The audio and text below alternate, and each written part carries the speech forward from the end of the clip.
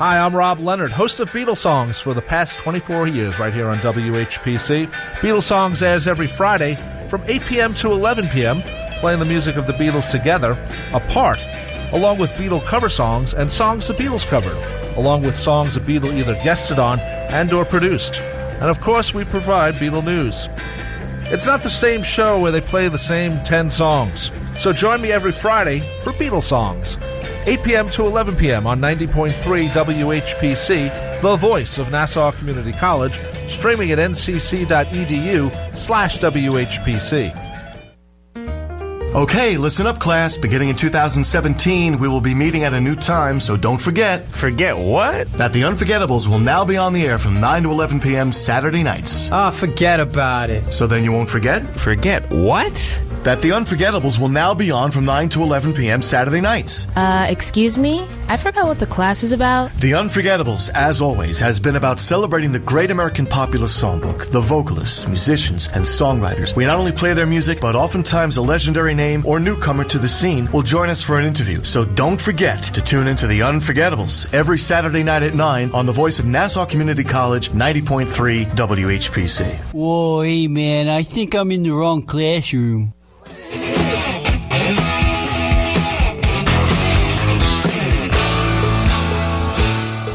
Well, if you're sitting in the first, second, or third row, you're in the right classroom for the Motormouth Radio educational extravaganza, where we try to disseminate and pass on some of the information we've learned and are still learning. And just like the teeth marks on our left ones. Exactly. Just like I had said in the shop the other day when I was talking to Mike Jr., and I was explaining to him working on an older car, or any car really, isn't as much about replacing stuff. You know, there's parts changes. We all know them. I said, it's more about problem solving. Little components of each job become a puzzle. Thinking outside the box. And it's a matter of like, okay, how am I going to solve this little puzzle to get to the next step? And some guys can't see that. They just look at the end result and it's like, get a Sawzall or get the torch. Yeah, the blue wrench. So yeah, their fix at the end would be, can we weld this back together? Or can you replace the subframe for me because I was a bit of a jerk now? Well, we're going to, or pretty much when that stuff happens, hey, boss, order a new one because I broke this one, taking it out, you know. Yeah, okay, how much is that going to cost me? Well, you know, and it also pays to check out whatever information, or maybe one of the other individuals in the shop has done the job. I mean, because I love it when you get a guy and he's sitting there trying to remove a certain component, which you could see. And it, you know, common sense wise says, yeah, okay, there's 3 bolts there. I got to take it out. But for the life of them, it's not coming. And then you go into the, you go into the service information, and then all of a sudden it's like step 1, you know, like one of those air conditioning, one of the AC, the blend door motors and whatnot. Yes. Yeah. And then step 1, remove dash. Yeah. You know what I mean? It's like, because it ain't coming, you know, in parentheses, it should say, it ain't coming out. So stop trying. Exactly. It's either that or get out the blue wrench. Well, that'll do it. Then you'll have that smell of burning plastic. Oh, then you get all sorts of PCBs coming back at you, right? But if you have some PCB stories to share, call us, 516-572-7440 here on Motormouth Radio. What have you shed blood lately as far as taking stuff apart? Right. I mean, has something looked easier than it turned out to really be? Yes. Yes. Of course. Well, I know you. Of course we had a little chat. Yeah. As a matter of fact, you want to extrapolate on that a little bit there, or? Well, everything that I've been saying kind of tell you. I had a job to do a steering box on a Camaro, first-gen Camaro, which was looked pretty straightforward. And I found out that sitting there, a couple box, you know, a couple bolts, right? Yeah, you know. And to get the steering box out, the header had to come out, but the header couldn't come out till the steering box was out. So it was a matter of both of them loose at the same time until one dropped on the floor. Irresistible force, immovable object. And keep your feet out from underneath the car while it's on the lift, yeah. Yeah, seriously. And that was that whole thing about the puzzles. That's where the puzzles are. But the other thing that was very important with any job is having the correct toolage. Yes. And the right tool for the right job is very important. I have a couple specialty tools. The other, I was talking about those, what did you call them? The sockets I have to take. Weatherhead sockets? Weatherhead sockets to take the power steering lines off the box. It's like a very tall crow's foot. Yeah, or an oxygen sensor wrench is a crow's foot. I have an oxygen sensor socket. I also have a socket that I ground out the middle before I bought one. But the other thing was the rag joint is held in with a spline head bolt. Yes. And I have a little dog bone adapter that's this right spline head, and you get in there and you can take that off instead of trying to jam a 7/16 or 3/8 12-point socket on there. Right, which is what most people do. I mean, let's face it. Somebody had the Snap-on catalog in the bathroom. Oh yeah. So, not that I could throw rocks at that glass house. No, but that's the thing. To have the right tool to do the job is immeasurably easier than trying to cobble something together. Well, yeah. I mean, let's face it. We all have. Most of us have been doing this a while. Have the bent wrench collection or the cut wrench collection or the header wrench. The ground down socket or whatever the case may be. Right. But yeah, sometimes when they talk about in the manual, use tool J 1 2 3 4 5 6. That's it. Well, there's a reason because somebody figured out back at the factory that tool J 1 2 3 4 5 6 is what you need to get this out without like yanking the engine out or something like that. And if not, then you better just resign yourself to the fact that it's going to take 3 times as long. Right, and then the other thing is, I know Tori just had said to pull the header and the column. I left the column in place to take the header out. But then to put it back together, I'm looking at all the stuff and saying, okay, how can I make the reinstallation easier? And I said, what, if I take the new rag joint, install it on the box, so I don't have to play with the spline thing out of the car. Right. That made that part a lot easier. So again, it's the reverse engineering of the project that helps you, on the other end. I've always found that the second, maybe third time you do a certain job, it goes way quicker than the first time. Right. Whether you read the manual or not, because where this stupid clip goes. Where they hid that last bolt that you're sitting there trying to take off whatever with a very large pry bar and nothing's moving.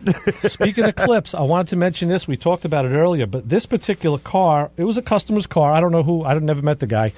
And he bought it done. And it's nice. It's a convertible. It's a bench seat convertible, which is kind of interesting. But somebody had built the car with a stick too, right? With a 4-speed, yeah. And I was I was able to decode the VIN. There was no data plate on the firewall, so I couldn't decode that. Right. But all everything had been painted and done. This car had been done correct. The body I think had been off, and all the brake lines were perfect. And that's the thing. The whoever built that system used the factory clamps on the brake lines where they come down out of the master cylinder. There's a clamp that cuffs the lines together so they don't rattle. Right. And that bolts onto the 90-degree bracket that bolts to the frame. That's where the brake hose comes through. Right. And as I'm working on the steering box, I look down and I said, hey, the hose is split right outside the bracket. I'm like, we got to put brake hoses on this car. Sure. Because, I didn't have to do that. And again, it wasn't my job to do brakes on the car. It was my job to do a steering box. But I felt, hey, listen, you're going to send a guy out with a broken brake hose? Due diligence. Yeah. That's a perfect example of, it's a couple things. First of all, it shows you're conscientious. You know what I mean? You don't want that brake hose popping at the wrong time, and at best maybe causing a severe inconvenience. Or at worst, like somebody getting hurt. Oh yeah. All right, and somewhere in the middle, like maybe the car getting cracked up or something like that. And it shows that you're paying attention. It's the right thing to do. I always I've always done this when I worked in shops. I said, what would I do if it was my car? And listen, we all take shortcuts sometimes. Sometimes we leave something out. Sometimes we do something different. But for the most part, we like to do things the right way. Sure, because, there's a reason, there's always a reason for that extra stupid bracket or bolt or whatever that may not be immediately apparent. But as I used to say when I used to teach some of this, it's like, who the blankety blank are you to second guess the engineer when it comes to certain things? Now, that can go actually a couple different ways, but but for the most part, if you're not sure and you can put it back without like losing a finger or two, by all means you should put it back. Even if it is a bit of a pain in the butt. I was looking at this, thermostats. Yeah. I was looking at this car underneath and up, and I said, boy, everything I saw, the build quality was very, very nice. It was well done. Whoever built it, I don't know who built it, but kudos. Mm-hmm. Then I noticed that I found out why that brake line split, why the brake hose split. Because there's another clamp that goes on the barrel. There's a metal barrel in the middle of the brake hose, and that gets anchored to the chassis a few inches outside of the other chassis. I mean, GM was really didn't want that brake hose to move. Somebody took the time to drill 2 holes in the control arm, the upper control arm, and anchor that hose there. So now the hose was moving up and down with the control arm and the wheel. which was putting stress on the piece where it came out of the upper bracket. That's what split the hose. Probably more flexing than it was originally designed to do. Because it put rather another than the hose just kind of flopping there. Yeah, no, somebody was trying to maybe second guess, as far as that goes. Or maybe they thought they had a better idea. Right. Or it's redneck steering stops. Yeah. Well, but it's nice to see the correct brackets, the correct hardware, instead of a sheet metal screw. It's nice to see the right stuff being used. Yeah, because sometimes you see things like sheet metal screws or self-tapping screws. Those are big. Right. Those are real big. Or shims. I love shims. Yeah, I looked at this one car yesterday. The car looked really nice. But you could tell that body work was done to it, and there were shims. And it was there shouldn't been the need for that many of them. Yeah. You know what I mean? Once they stack them more than about 4 deep, you got problems there. Right. But let's face it, there are times when it's 11 o'clock at night. You got to put the thing together, and hey, this works. You know what I mean? But on the other hand, next opportunity that you get, you should be putting it back to the proper way. That's right. I mean, I know sometimes never ever happens. Yeah, I know. Because basically, you need the car to get to work. Or whatever, and so you just put it together whatever way, kind of, sort of works. Well. After I took this car off the rack, I had my wife's car with me that was in dire need of an oil change and a tire rotation. Right. Set it up on the other lift, get it up, drain the oil, pull the wheels. I had bought the oil and filter. That car's got this stupid oil filter setup. It's a 24 millimeter hex plastic cap that's on top of the engine on Ecotech. And I didn't have the socket. I had a wrench that you could move an eighth of a turn at a time. Air tubing away, hosing away. What a pain in the neck. So get it all out, drain the oil, and I found out I had the wrong oil filter. I'm like, this doesn't look like. So I look in the parts room. I said, okay, you know what? I'll buy an oil filter out of stock. Right. They didn't have that part number in stock. So I'm like, okay, that's on my note. Make sure you guys stock Cruise oil filters. Absolutely. I had I already, I drained the oil already. What am I going to do? I had to refill it with fresh oil and put that old oil filter back in. Oh, cringe! Well, what am I going to do? Cringe-worthy. It's either that or put no oil filter in. No, I can't.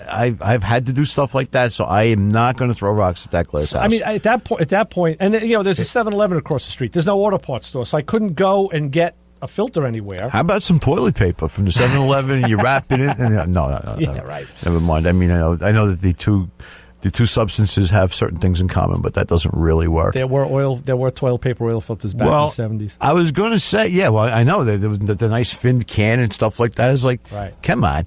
But basically, what happens with that stuff, though, is that maintenance items, all right, have become a wicked pain in the tush. Yeah. Okay, because you see what happened, now we're talking at the shop level here, a fairly high volume shop, where you're getting all different kinds of cars in, from a 20-year-old, say, Hyundai, you know what I mean, to a late model, say, I don't know what we did to it, but a Bentley rolled up, a Bentley coupe yesterday.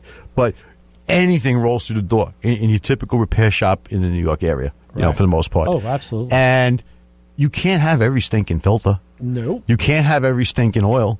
I mean, you could try. I mean, especially, if you have one that, the client, you know that a certain clientele exists.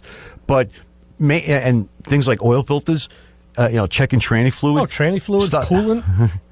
Yeah, but I mean, just even checking the fluid level on certain the stuff that we grew up doing in driveway on Saturday morning, let's say. Mm-hmm. You know what I mean? That was a piece of cake. Is now no longer a piece of cake. It's a thing. Yeah.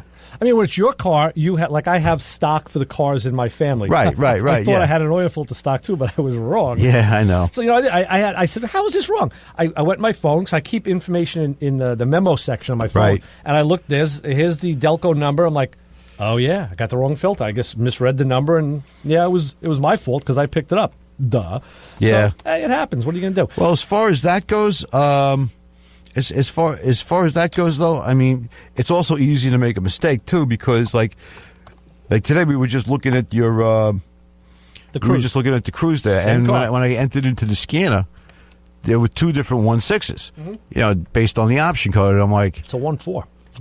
Yeah, one was it? Is there 1-4? Yeah. Okay. LU and an L. LLU and LB something or whatever it was, and I kind of vaguely remember the last time we had some discussion. It was the LLU, but that's another thing. So now you got two. You got two. It's not like